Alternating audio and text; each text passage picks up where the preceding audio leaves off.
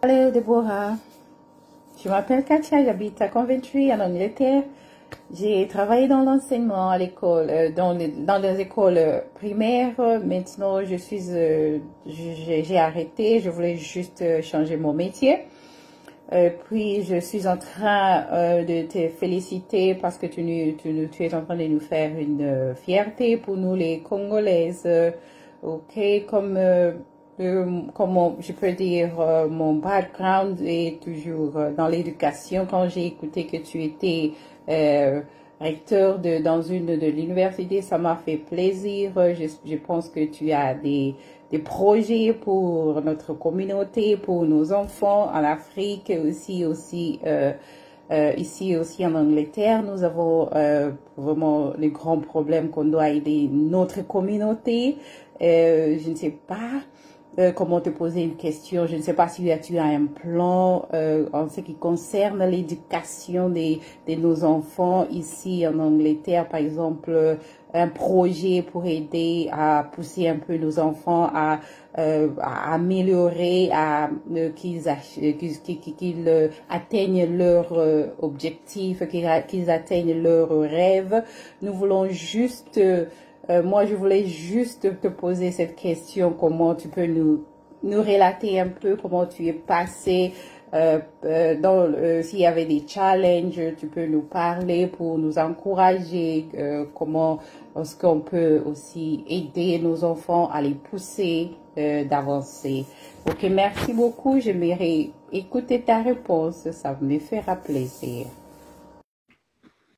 Bonjour Katia, et merci pour votre question que vous me posez aujourd'hui. La première des choses que je voudrais encourager beaucoup d'enfants, beaucoup de parents, parce que vous me posez la question de savoir comment encourager les enfants à poursuivre leur éducation. Je pense qu'il faudrait trouver des rôles modèles pour les enfants. Il faudrait avoir ce qu'on n'a pas toujours avec nos enfants, le moment de s'asseoir avec eux et d'avoir des discussions concernant la vie. Et c'est très important. Et cela ne peut pas toujours être, vous êtes là avec les enfants, vous leur pointez du doigt, tu ne peux pas faire ça. Non, non, non, non.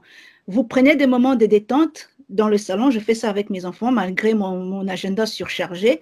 Je regarde un film éducatif avec les enfants.